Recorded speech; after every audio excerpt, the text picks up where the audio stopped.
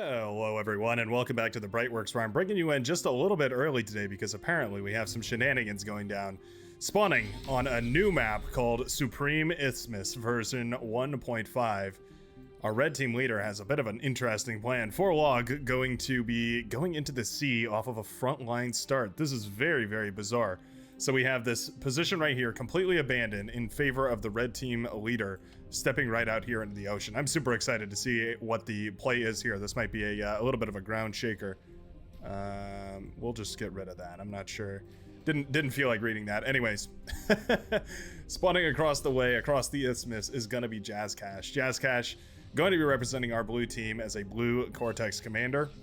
Going to be playing the front lines and going to be going into bots. Interesting. Usually we see vehicles, so bots are definitely a bit of a variety in the meta. I'm always happy to see it, though. Those Cortex bots can be very, very cool to play with. The Grunt is just such a overwhelming firepower on the front, especially once you get too many of them rallied up together. So what is the plan here? Forlog has gone into a naval bay in the Cove. This is not a bad place to play from. It's actually really, really nice to defend in here because it also allows you the advantage of having the ability to move your units in and around, and if you're careful about it, oftentimes you can use that to your advantage. You can micro your way into an advantage there. Forlog stepping forward here, it does mean that he's going to get, a dolphin out on the field or two well before the first unit from his opponent on the other side of the map will be able to. Interesting. Very interesting. This is really cool. So Top Dog is going to be the blue team beachhead player here. The purple player going into the naval lab, but you can see that naval lab is only, well, it's just now finishing up at 1:38. There's already a bunch of dolphins streaming across the map here. Yeah, if Top Dog doesn't pump out a whole bunch of units immediately, I mean, why would he, right? He wasn't expecting any aggression at this point. So not really any rush to get units out on the field, but right now, these dolphins are going to swarm across the map super quickly, opening up this northern sea lane. That is a really cool play right there. Now, of course, it means that you lack the player on this spot here for a little while, but if you can secure the naval position that's so much metal under your wing, you're probably not really going to mind. This is the first time now that Top Dog realizes that there's some sort of unit out on the field, and he's probably super confused as to how these units got here so quickly. That's two dolphins, and he doesn't even know that there's 2 or 3 more on the back end of this. Those dolphins are going to start harassing down that naval lab immediately. Wow, that is a really cool play. Okay, that's a ground shaker for sure. Yeah, these dolphins are going to easily dispatch of this naval facility here. Top Dog's commander is in the water, so it is not going to have access to that D-gun. The lab is looking like it's in a lot of trouble. That is a huge problem. This lab going down is essentially all of the metal from Top Dog. It's the big metal investment that he's got right now. Some of the dolphins are going to go down right now, but Top Dog is going to be forced to reclaim this lab. What else can you do?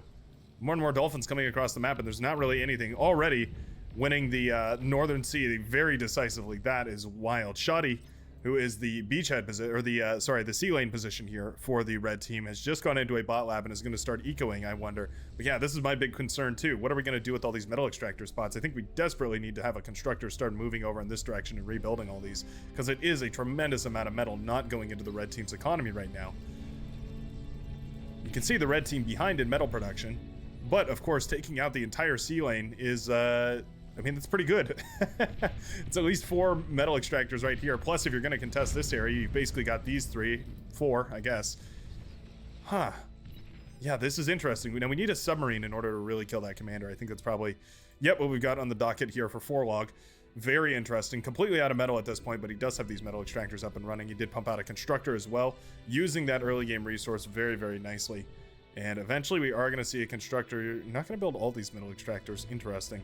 At this point, I guess I wouldn't mind seeing Outlaw Elite here, the frontline player, sending a constructor backwards to go claim all these. Somebody needs to get this metal under the red team's wing here. Frontline reclaim has gone in vast majority to Jazzcash, however. And that means that these red spots have well and away paid for themselves here. Ooh, even eats up that constructor. That's actually really nice. That shuts down any resurrection potential there. And also, just a little bit more metal back in the bank account. Always good to see. But yeah, Jazzcash has overflowed a tremendous amount of metal back to the team. You can see the amount of constructors that we're dealing with here. Very, very nicely done. At this point, the Dolphins are actually struggling. There is a torpedo launcher. You can't really push into that without fully committing to pushing into that. Top Dog is in a lot of trouble, though. All of this is buying a whole lot of time for the yellow player to get into the water if they want to.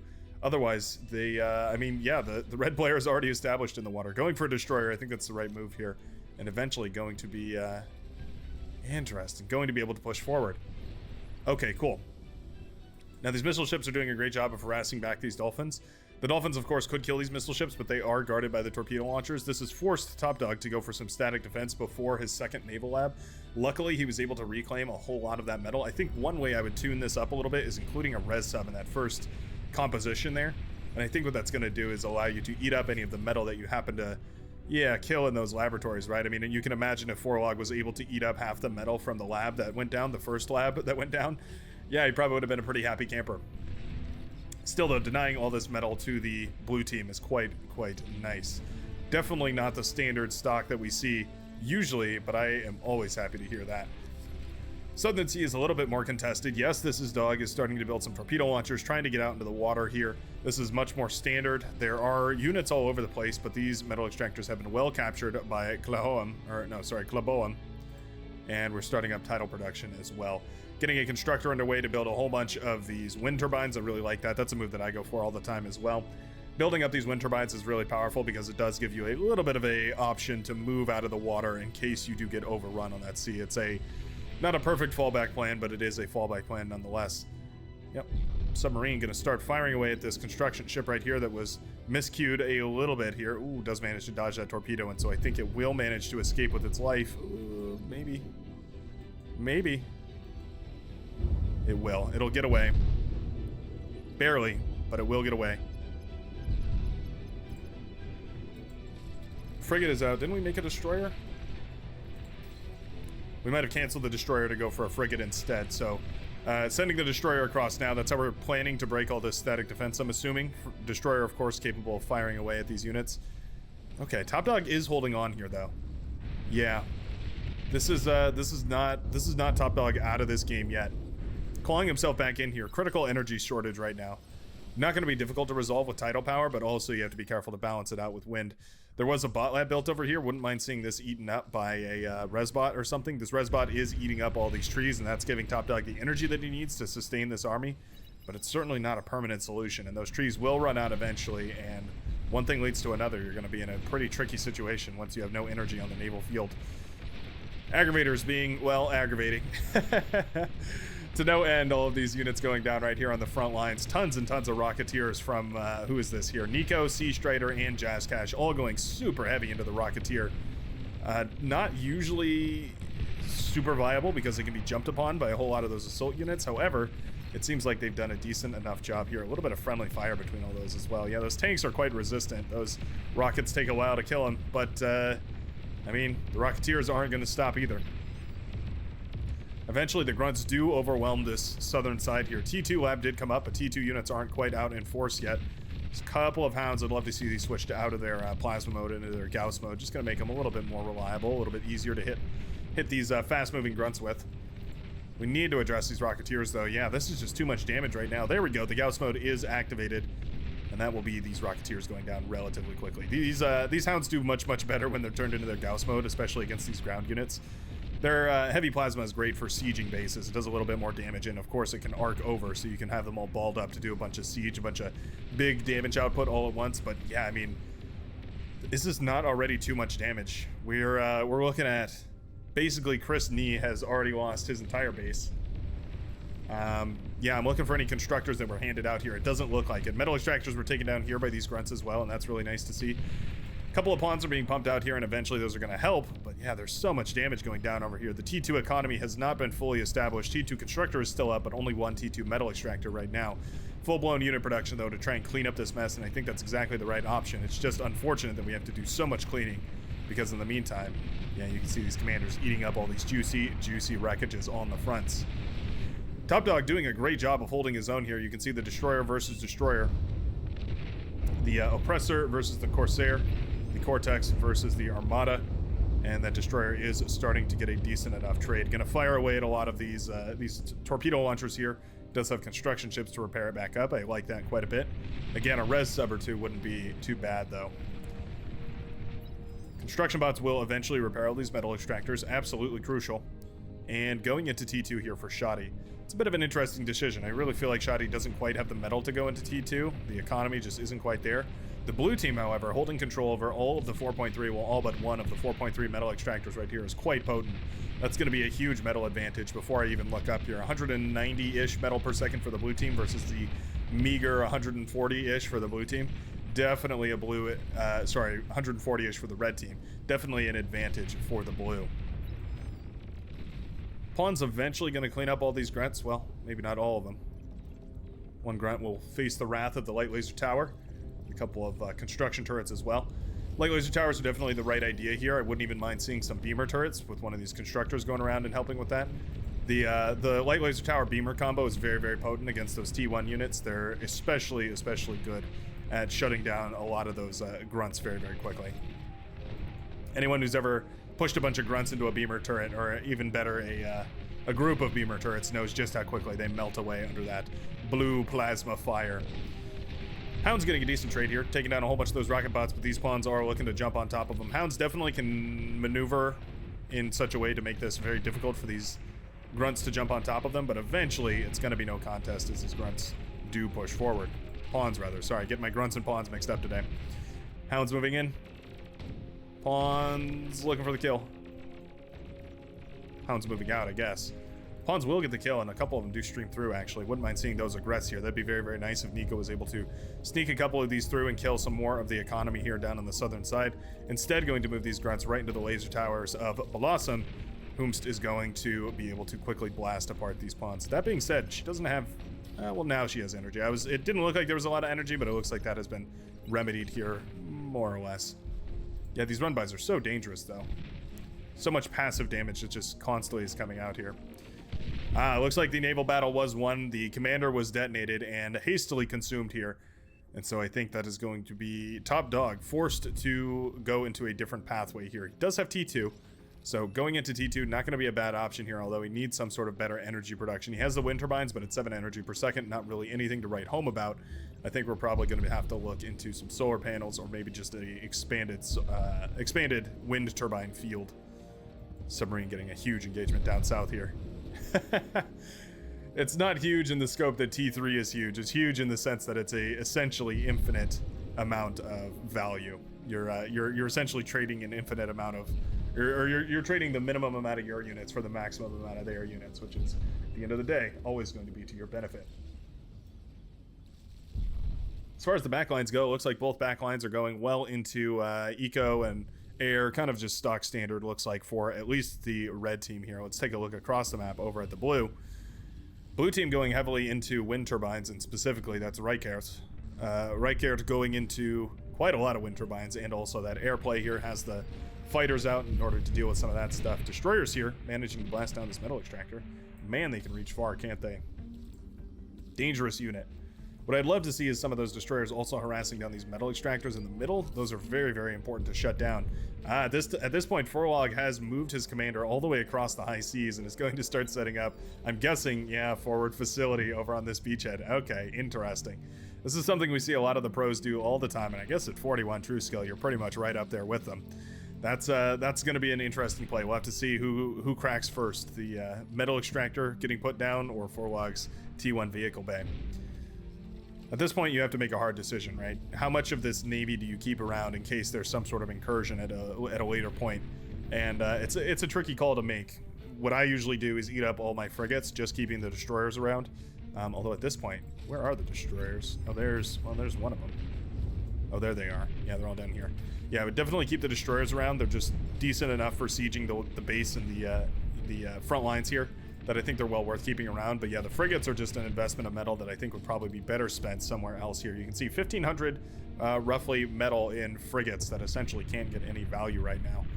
I think it's probably going to be better served as medium tanks rolling into the enemy's line. Frontline success was eventually transitioned into a T2 advantage here. Frontline for the red team is still T1. Meanwhile, the front line for the blue is both on T2 here. Both Nico and Jazzcash going into that T2. You can see these Sheldon firing away at these offshore destroyers. One of them almost goes, well, one of them has gone down. Two of them almost going down here, barely escaping with their lives. Idle lab over on this side. I mean, it's idle so that we can build units over here on the northern front. But yeah, that's a little bit of an interesting trade here. Constructor will spot that there's a, well, something going on over here. Will it? Actually, I don't know if it got vision of that. It did not. Oh, okay. Barely managed not to detect that. That is so unfortunate. Yeah, the constructor didn't see that over there, and so instead just pulled back because of the destroyer fire. Very, very lucky for Forlog that he went unnoticed there. He desperately needs a whole lot of economy, though. He needs more metal. Res subs having an eat-off. Seeing who can eat more metal faster. A couple of res bots somehow managed to end up over here. Don't even know how that's possible, but I guess that's nice. These res subs need to be killed. It is a lot of units. I can understand the pings. LL Elite encouraging his teammate here, Shoddy, to contribute those units to the front line, and I think that's probably the right idea here. Oh, Sheldon aren't moving. There we go. Sheldon were a little bit late that time. Spybot, Spybot, Spybot. Massive Spybot. Paralyzes about half of that army right there. That is going to nullify a lot of that aggression. Very nicely done. Excellent positioning there on that Spybot. Nico's commander is also really far forward here, and those hounds will quickly blast it down. Wow. That was a lot of damage in just one volley right there. Those hounds are dangerous. Pulsar is up, though, and this is kind of your pivot, right? This is what you use to cement your position here in the middle of the map. This is a play that I've seen quite a lot, and it's very, very good. It allows you to fire, as you can see, out into those oceans over here. Once we have enough energy, that is. Which we should have in just a second or two here. Oh, well. It will allow you to fire out there, but accurately, not so much. Awkwardly, absolutely. T2 Lab is in a lot of trouble here. Wait a second. Uh-oh. Not gonna quite get it. Yeah, the build power is enough, and too many of these ships have gone down, I do believe. Maybe. Oh, maybe. All right, T2 Lab does go down. It costs them essentially the entire Navy. That is going to, at the very least, shut down a little bit of production here for the green player. Nicely done. That's a nice little snipe right there. Of course, that metal isn't completely lost. You already have the res subs out here as Claboem. Anyway. And yeah, absolutely this. You can go reclaim all that for essentially no cost to yourself, and I think that's exactly the right move that we should make here. A whole bunch of platypus have been built. Platypus, the hover amphibious, what do they call it? What are they? Amphibious bot. Amphibious is a tricky word in this game because amphibious in this context means floats across the top of the water. Whereas amphibious in terms of the Cortex equivalent, the duck, means it traverses underneath the water. Same with these, the crossbow and the trasher. So it's a bit of a tricky definition, but all you need to know is that the platypus hover across the top of the water, making them a little bit worse against ships, at least in my opinion. However, they are a little bit faster on land and they can do a little bit more damage.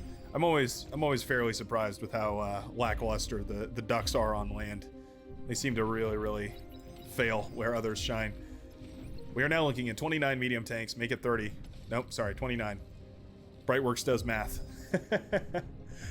29 medium tanks rolling out, and they're going to steamroll this base here. Top Dog did manage to get up a Pitbull, but it's just not enough in time. Now, the Mauser are quite nice. Those can definitely lay down the smack, especially against big clumps of units like these. However, the Mauser are now engaged in hand-to-hand combat with these medium tanks.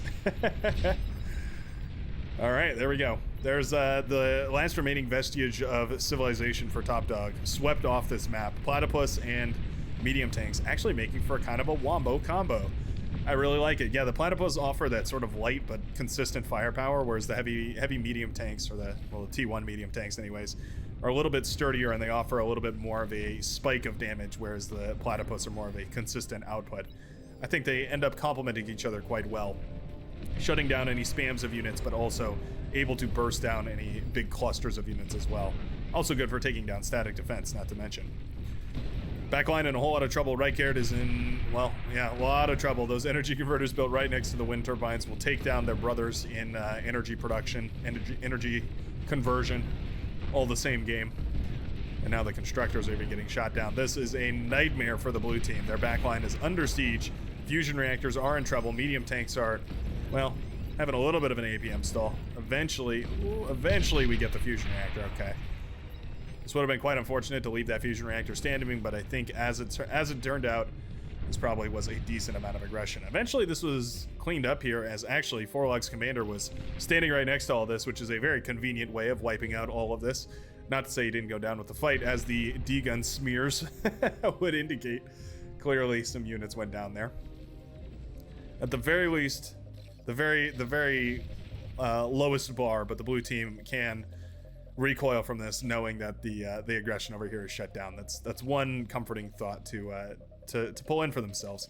At this point, the T1 Naval Lab has been eaten up thoroughly, and we are going into T2. T2 is planned up here. We don't have quite enough metal yet, but I think by the time that lab gets plopped down by this clumsy little constructor boat here, I think eventually we're going to have enough metal to spend on that T2 interface.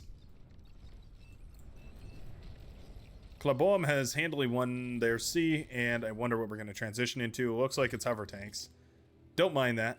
There is a little bit of pork over here. We have a couple of dragon's claws.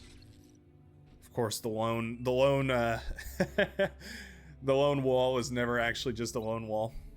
A chest is never just a chest until it is. This is really huge, though. Is this a decoy? It is a decoy. Decoy fusion reactor. It's actually quite funny. They explode. They do explode. So the decoy fusion reactor does explode.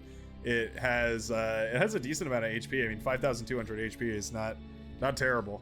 It's a really interesting structure, right? 370 metal and 100 energy, and what you effectively get out of it is a very expensive explosive wall. We saw in a video a long time ago. I think you'll have to look way back into the Barcast archives. Barcast's archives. Go check out Barcast TV. It's a different creator, but the playlist called Barcasts. There's a video that I did where somebody made a great wall of fusion reactors, which was quite funny. Either way, though, this is a fairly cemented defensive position here. We have the construction turrets to basically keep everything patched up here. We have the pulsar to lock down anything in case there's any early T3 units or some of those T2 units get a little too aggressive. The laser turrets to kind of clean things up here and there, and the pit bulls as well for auxiliary firepower. All of that is established so that we can keep these metal extractors in the middle of the map spinning away. If I zoom in here and just select the metal extractors in the middle, you can see 52 metal per second coming out of just the metal extractors in the center here. Massive metal extraction. The spy bot was included here, and it will move into position right behind those rocks, and it's a great spot for it because units are unlikely to kite around that rock and in that direction, so I think that's probably a good place for that spy bot to linger around at. Always tricky to figure out the right spot to put a spy bot. Okay, rocket hovercraft here. 3 chevrons to its name as it starts to whittle away at this dragon's claw. Slowly but surely. Hovercraft are walking right into some medium mines. Ooh, medium mine does detonate right on top of that dragon's claw. That actually does a lot of damage. Yikes. Pit bulls are great, but they don't help very much if you just run right on past them. Huge bombing run, though, and this will take out the advanced fusion reactor over here. Yes, this is Doug getting bombed into oblivion. That's going to take out essentially the entire base that the hovercraft here were looking for, and that actually opens up their pathway so that they can go run across the map and try and find a different angle of attack.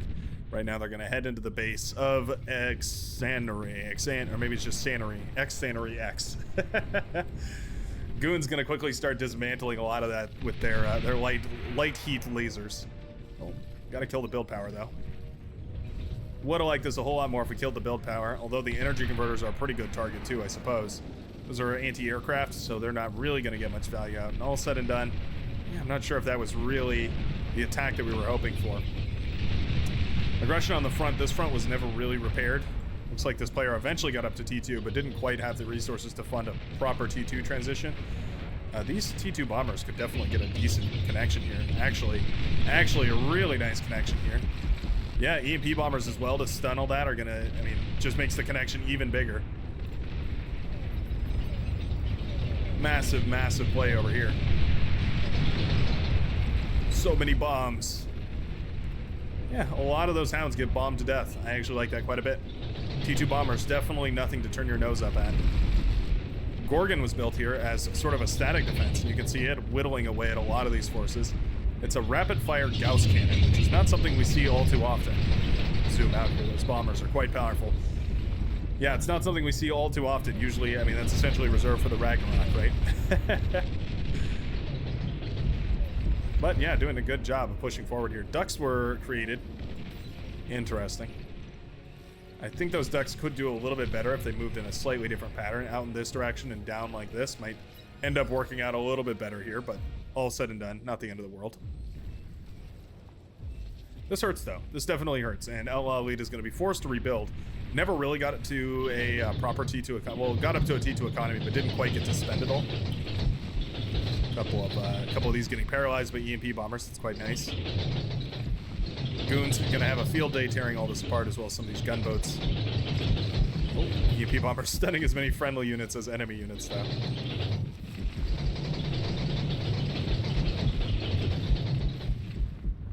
Interesting. Rattlesnake in high trajectory mode, of all things.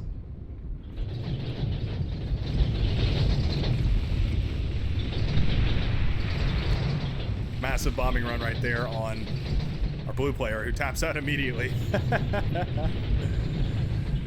Yep, that's Jazz Cash. Taps out of the game as soon as that bombing run came through. Looks like his commander was bombed to death there, and it took out his fusion reactor. Took out basically everything. Tons and tons of damage all over the place. EMB bombers now connecting with the majority of this army. Razorbacks from the yellow player were produced, and they're going to start whittling through everything over here, as well as his lightning tanks.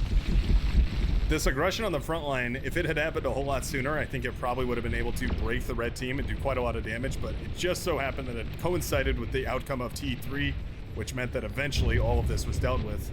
Wow, that guy's got his snozzle in the air, huh? Is that a plane you see up there, or are you just happy to see me? Anyways. Yeah, Thor is kind of overkill here. I think we need like one Marauder in order to deal with this many ticks here. Oh, Thor actually accidentally kills his own friendly unit there. That's unfortunate. Sprinters running around. This many sprinters can pretty easily kill a commander, actually. Outlaw Elite. Ooh, he does get a Cherry D gun off. Nicely done. Yeah, a lot of these are just going to bypass this. Whoa, EMP bombers kind of causing problems here. Don't know why these are on high trajectory. Boy, they look funny walking around with their noses up in the air like that, though. That is so funny.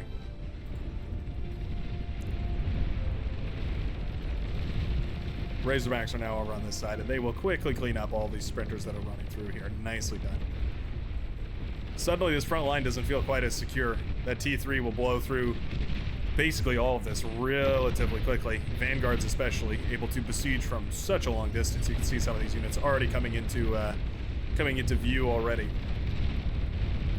There's a little bit of a redundant word sandwich for you. Lettuce, tomato, and lettuce. A bacon, lettuce, tomato sandwich.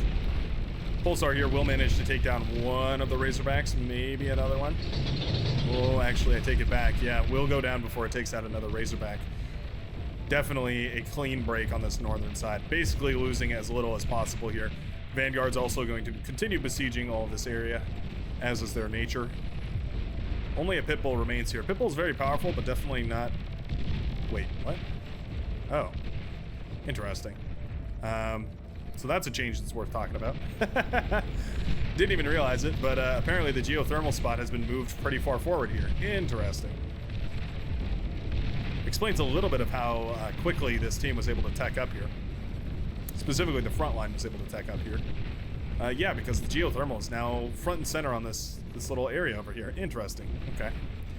Little note, good thing to know about Supreme Isthmus. It may look similar to another infamous map. However, it is not. It is not the same map. It's very similar. And the Marauder push will, I do believe, cement the victory here for the red team. Not a whole lot that the blue team can do to hold on against all of this T3. The Razorback, the Thor, all of it's going to whittle through basically any of this T2 here. Yeah, you can see all of them getting blasted apart by that Thor. Top Dog calls a resign vote here. There's just not enough eco. The red team now with 930-ish metal per second. Well, dipping now. Depends on how much reclaim, of course, but lingering around 900 metal per second. Meanwhile, the blue team at just about 600. That's a third of an eco up on the blue team, more or less. And I think that advantage is going to express itself quite thoroughly here as this T3 comes stomping in. Marauders do manage to jump on top of this base, and the blue team will cave under the pressure What an interesting battle. That was some very interesting play over here. I am really excited to see if that's going to catch on. Moving your commander into the water so quickly absolutely allowed for the red player here to contest against top dog. That was some really interesting beyond all reason. I sure hope you enjoyed this match. I know I sure did. Feel free to hit a like or a dislike down below. Let me know what you thought about this game, how you think about this, whether you think it'll change the meta. Always happy to hear from you guys down below. Anyways, I will see you all in the very next daily Beyond All Reason video. I hope you have a great rest of your day.